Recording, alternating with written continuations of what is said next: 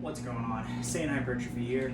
Just finished a nice upper body workout, and one thing I like to do after upper body workouts from time to time is finish off with some nice vacuums. So the vacuum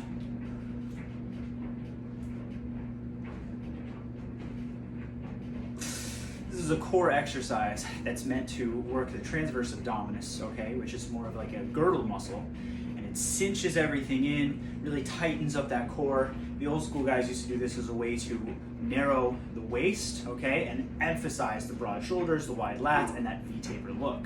So what you're gonna wanna do, take a deep breath in, exhale, and now you're gonna take a deep breath in, but with your mouth closed without breathing in any air. And you're gonna visualize your belly button touching your spine. So,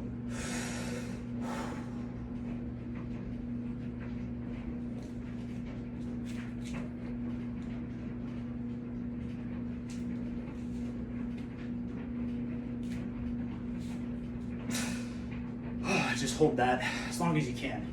I like to do 3 to 4 sets of this from time to time, just to really tighten up that core, cinch everything down, and it's fun to do.